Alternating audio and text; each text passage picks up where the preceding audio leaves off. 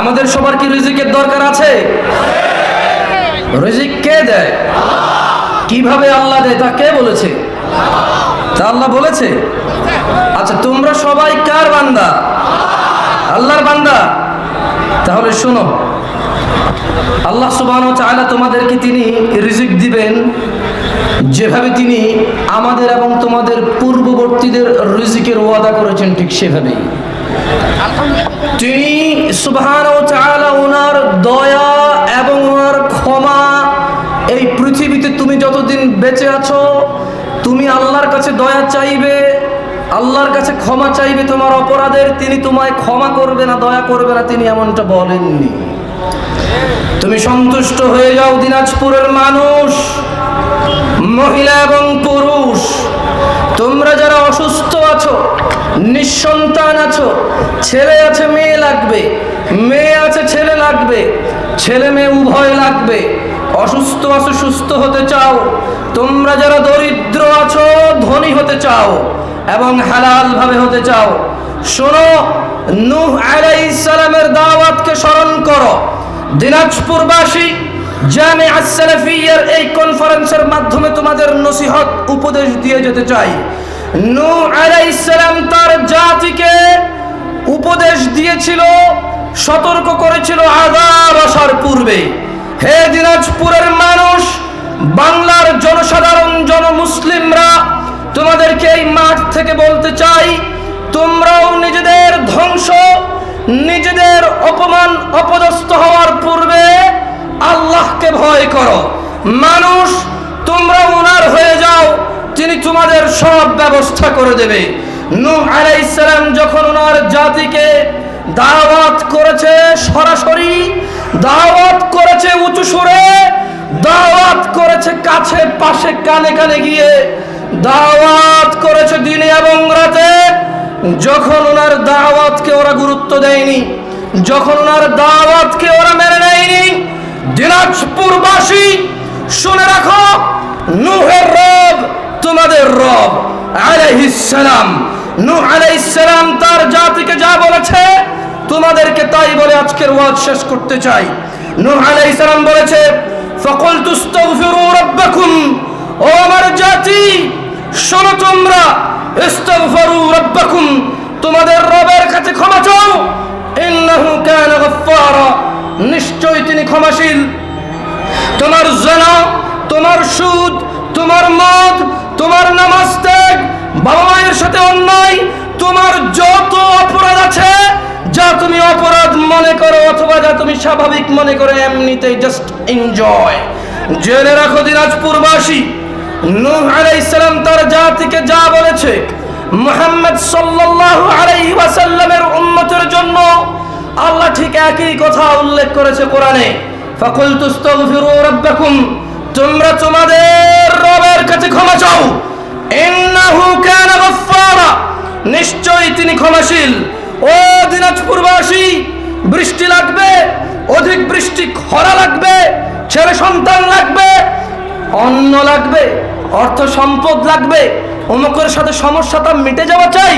দিনাজপুরবাসী, এই হৃদয়টা আল্লাহর পথে নরম করতে চাও, এই হৃদয়টাকে আল্লাহর দিকে গেড়ে দিতে চাও, তো শোনো, তোমাদের রব ঘোষণা দিচ্ছে, তোমরা শুধু বলবে আল্লাহ, আরশে আযীমের প্রভু, যার কাছে মানুষের প্রত্যাবর্তন, যিনি মানুষের স্রষ্টা, যিনি মানুষের নিয়ন্ত্রক, মানুষের জান্নাত ও জাহান্নামের একচ্ছত্র মালিকানা যার কাছে, যিনি মানুষের নিরাপত্তা দানকারী, যার বিরুদ্ধে গিয়ে কেউ কাউকে নিরাপত্তা দিতে পারবে না, সেই মহান আল্লাহ বলছে, ক্ষমা চাও দিনাজপুরবাসী, ক্ষমা চাও।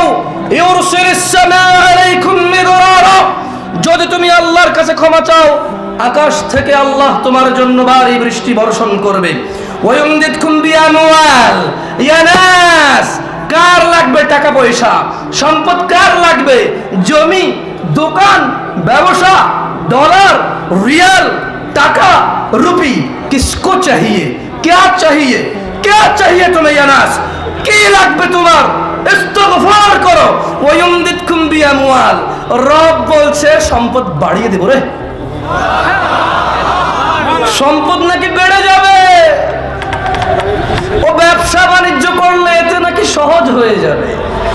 এমনিতে নাকি কাস্টমার দৌড়াবে, চাকরি করলে মালিক নাকি বলবে, ও জামশেদ কালকে থেকে 2000 টাকা বেতন বেশি রে।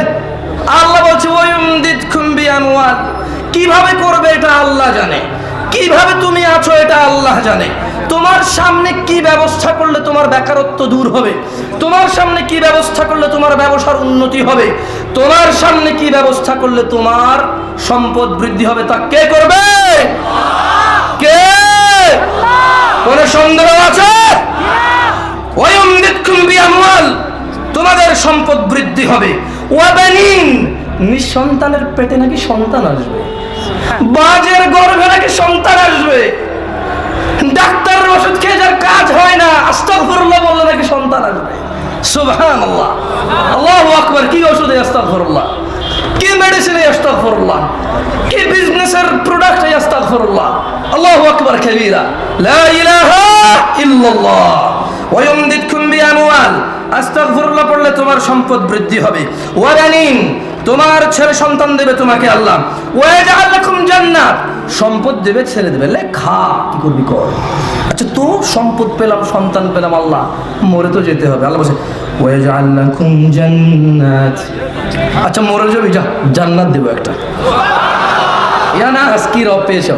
মালাকুম লা তারজুনা লিল্লাহি ওয়াকারা, ইয়া নাস মা গাররাকা বিরাব্বিকাল কারীম। দিনাজপুরবাসী কিসে তোমাকে তোমার এত দয়ালু রব থেকে দূর রেখেছে? সন্তান, টাকা পয়সা, কি বলছো তুমি? তুমি কি শোনো না দিনাজপুরের মহিলা এবং পুরুষ, ও টাকা বিরোধের মহিলা পুরুষ, কোরআনুল কারীম কি তুমি পড়ো না? এই যে কিতাবুল্লাহ, তোমাদের রব বলছে ইয়া আইয়ুহাল্লাযীনা আমানু, ওই তোমরা যারা ঈমান এনেছো, বলছো আল্লাহ এক অদ্বিতীয়, তোমরা যারা বলেছো আল্লাহ এক, মুহাম্মদ সাল্লাল্লাহু আলাইহি সাল্লাম তার প্রেরিত বান্দা এবং রাসূল, তোমাদের রব তোমাদেরকে যা বলে শুনবে? কি? হাত তোলো, কে কে শুনবে? ইনশাআল্লাহ। তোমাদের রব বলছে ইয়া আইয়ুহাল্লাযীনা আমানু, হে তোমরা যারা ঈমান এনেছো, লা তুলহিকুম আমওয়ালুকুম ওয়ালা আওলাদুকুম আন যিকরিল্লাহ ওয়া মান ইয়াফআল যালিক ফাউলাইকা হুমুল খাসিরুন। ও যারা তোমরা ঈমান এনেছো, ঈমানের দাবি করো, লা তুলহিকুম আমওয়ালুকুম ওয়ালা আওলাদুকুম আন যিকরিল্লাহ, নিজের ধন সম্পদ আর ছেলে সন্তানের মোহে পড়ে, লোভে পড়ে, ভালোবাসায় পড়ে আল্লাহর স্মরণকে ভুলে যেও না, আল্লাহর জিকিরকে ভুলে যেও না, আল্লাহর নিষেধকে ভুলে যেও না, আল্লাহর আদেশকে ভুলে যেও না। তো জামশেদ ভাই, পুরো পৃথিবীর মানুষ আর জিন যদি সবাই মিলে ভুলে যায় কি হবে? আল্লাহ বলছে ওয়া মান ইয়াফআল যালিক, আর এই আল্লাহর জিকিরকে যে ভুলবে, ফাউলাইক, এই পুরো পৃথিবীর মানুষ জিন যদি সবগুলো ভুলে যায়, আল্লাহ বলছে ফাউলাইকা হুমুল খাসিরুন, সব ক্ষতিগ্রস্ত। নাউযু বিল্লাহি মিন যালিক। ইয়া নাস ইত্তাকু রাব্বাকুম, তোমরা তোমাদের প্রতিপালককে ভয় করো, যিনি তোমাদেরকে সৃষ্টি করেছে একজন মানুষ থেকে, তারপর বিভক্ত করেছেন নর এবং নারীতে। ওই মহিলার প্রতি আসক্তির অনুভূতি কে দিয়েছে? আল্লাহ। এই মহিলাকে দেখে তোমার লোভ লাগে, এই আসক্তি কে দিয়েছে? তুমি মহিলার সাথে ঘুমাও, নিজে খুশি হও, তোমার মহিলাকে খুশি করো, এই খুশির অনুভূতি কে দিয়েছে? তাহলে তিনি যেভাবে বিবাহ করে মহিলার কাছে যেতে বলেছে সেভাবেই যাবে, অন্যথায় বিবাহ ছাড়া কারো কাছে যাবে না, কারণ তোমার এই অনুভূতির মালিক কে? আল্লাহ। আল্লাহ জানেন না যে আল্লাহু আইনাইন, আমি কি এদেরকে দুটো চোখ দেই নাই? ওয়া লিসানান ওয়া শাফাতাইন, আমি কি এদেরকে জিহ্বা ও ঠোঁট দেই নাই? কে দিয়েছে এগুলো? আল্লাহ। তাহলে বলো মা গাররাকা বিরাব্বিকাল কারীম, বলো তাহলে কিসে তোমাকে তোমার রব থেকে দূর রাখলো? বলো আছে? যদি না থাকে আল্লাহকে ভয় করো। মানুষ কেউ আমরা এই পৃথিবীতে চিরদিন থাকবো না। দিনাজপুর জামিয়া সালাফিয়া হয়েছে, তুমি সন্তুষ্ট হও, দেখবে এটা বাংলাদেশ। একটা প্রতিষ্ঠান হয়েছে তো, ভালোবেসে হোক, কাজের ইচ্ছাই হোক, হিংসায় হোক, আরো 10টা খুলবে ইনশাআল্লাহ। দেখবে আসবেই আসবে, কেউ আরো বড় স্বপ্ন নিয়ে আসবে, আল্লাহ ওদেরকে ভালোভাবে ভালো নিয়ত নিয়ে আসলে আল্লাহ কবুল করুন। আর আল্লাহ এই প্রতিষ্ঠানের মাধ্যমে এই এলাকার মানুষের কল্যাণ করুক, এই এলাকার মানুষের দ্বারা এই প্রতিষ্ঠানের কল্যাণ করুক। আমি আল্লাহর কাছে দোয়া করি, আল্লাহ আমি ছোট মানুষ, তোমার কাছে দোয়া করি, রব রব আমি দোয়া এই লোভে করছি, আমার এই দোয়া তুমি কবুল করলে এই মানুষগুলো যদি তোমার দিন শেখে আল্লাহ তুমি আমাকে নেকি দিবে, এই আশায় আমি দোয়া করছি, না আমি করতাম না। ও আল্লাহ আমার আস্থা আছে তোমার প্রতি, তুমি যেই যা দোয়া করে তুমি তা কবুল করো। আল্লাহ তুমি এই দিনাজপুরবাসী এবং জামিয়া সালাফিয়ার মধ্যে দূরত্বটা দূর করে দাও। আল্লাহ এই বাংলার মানুষের এবং এই বাংলার আলেম ওলামাদের মধ্যে দূরত্বটা দূর করে দাও। আল্লাহ তুমি সক্ষম যে কোনো অবস্থায়, যে কোনো সময়, যে কোনো কাউকে কবুল করে যে কোনো কারো মাধ্যমে একটা ইসলামী বিপ্লব ঘটাতে তুমি সক্ষম। আল্লাহ তুমি আমাদেরকে কবুল করো। আল্লাহ যেভাবে তুমি তৌফিক দিয়েছো আজকে শত শত কিলোমিটার দূর থেকে এখানে উপস্থিত হওয়ার, বিভিন্ন জায়গায় বিভিন্ন বাবা মায়ের ছেলে সন্তান এক হওয়ার, যেভাবে তুমি তৌফিক দিয়েছো এখানে আসার, আল্লাহ আসতে যেহেতু দিয়েছো আল্লাহ কবুল না করে বের করিও না। আল্লাহ তুমি সক্ষম কবুল করো। আল্লাহ আল্লাহ তুমি এই দিনাজপুরবাসী, রংপুরবাসী, সামনে বেশি দূর না নীলফামারী আমি গিয়েছিলাম, আল্লাহ এই রংপুরের কল্যাণ করো এদের মাধ্যমে। আল্লাহ আল্লাহ এদের কল্যাণ করো এই রংপুরের মাধ্যমে। আল্লাহ আপনারা কারা কারা দিনাজপুর রংপুরের আছেন হাত তোলেন তো। রংপুর দিনাজপুর আমি তো অত জানি না, বাংলাদেশের অত জায়গা সম্পর্কে আমার আইডিয়া কম। ও তাই নাকি? লা ইলাহা ইল্লাল্লাহ, আমি মাপ চাচ্ছি, অসুবিধা নাই, খায়ের এগুলো পাশাপাশি খায়ের। আর কুল্লু এখন বাংলাদেশ, কুল্লু বাংলাদেশ, লা ইলাহা ইল্লাল্লাহ। ওকে, এই দ্বীনি প্রতিষ্ঠানের সঙ্গে তোমরা কারা কারা থাকবে আল্লাহর জন্য? ইনশাআল্লাহ। যতক্ষণ কল্যাণ থাকবে ততক্ষণ আছো তো? আমি কি তোমাদেরকে পৃথিবীর সব চাইতে বড় অপরাধ সম্পর্কে জানাবো না? ক্বালু বালা ইয়া রাসূলুল্লাহ সাল্লাল্লাহু আলাইহি ওয়াসাল্লাম। সাহাবারা বললেন, জি আল্লাহর রাসূল, আপনি এই পৃথিবীর সব চাইতে বড় অপরাধগুলো সম্পর্কে আমাদেরকে জানান। ক্বাল, আল্লাহর নবী বললেন, আল ইশরাকু বিল্লাহ, নিশ্চয়ই পৃথিবীর সব চাইতে বড় অপরাধ আল্লাহর সাথে শরীক করা। ওয়া উকুকুল ওয়ালিদাইন, এবং নিজ বাবা মায়ের সাথে বেয়াদবি করা, অবাধ্য হওয়া। ওয়া জালাসা ওয়া কানা মুত্তাকিআন ফাকাল, এবং আল্লাহর নবী সাল্লাল্লাহু আলাইহি ওয়াসাল্লাম হেলান দিয়ে বসেছিলেন, এরপর সোজা হয়ে বসলেন, বসে বললেন, আলা ওয়া কাউলুজ জুর, মিথ্যা সাক্ষ্য দিও না, মিথ্যা সাক্ষ্য দিও না, মিথ্যা সাক্ষ্য দিও না, মিথ্যা সাক্ষ্য দিও না, মিথ্যা সাক্ষ্য দিও না। قال فما زال يكررها حتى قلنا ليت له سكت। সাহাবারা বললেন, আল্লাহর নবী বলছেন তো বলছেন একই কথা বারবার, আলা ওয়া কাউলুজ জুর, মিথ্যা সাক্ষী দিও না, মিথ্যা সাক্ষী দিও না। আল্লাহর নবী একই কথা বলছে তো বলছে। সাহাবারা বললেন, আমরা তখন বলতে লাগলাম যে আল্লাহর নবী যদি এবার একটু থামতো, একই কথা বারবার বলছে, মিথ্যা সাক্ষী দিও না। বলো তো চন্দ্রপাড়ার মহিলা এবং পুরুষ, মুহাম্মদ সাল্লাল্লাহু আলাইহি সাল্লাম পৃথিবীর সবচাইতে বড় অপরাধ কি বলেছে? তোমরা কি ওয়াজ শোনো? তার কথা বলো। সবচেয়ে বড় অপরাধ কি বলেছে? তারপরে বড় অপরাধ কি বলেছে? বাবা মায়ের অবাধ্য হওয়া প্রথম অপরাধ কি?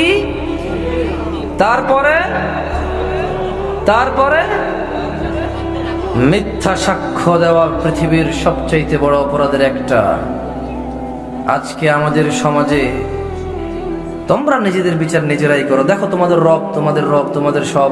তোমরা যদি তোমাদের রবকে যেভাবে খুশি সেভাবে ম্যানেজ করতে পারো, আল্লাহর নবী সাল্লাল্লাহু আলাইহি সাল্লামের বলা কথাকে ইজ্জত না করে, সম্মান না করে, আল্লাহর কোরআনুল কারীমের আয়াত পড়ে তেলাওয়াত করে এটা বুঝে নিজের জীবনকে ওভাবে যদি না সাজিয়ে তোমরা যদি জাহান্নামের আগুন থেকে মুক্ত হতে পারো, জামশেদ মজুমদারের কি লস?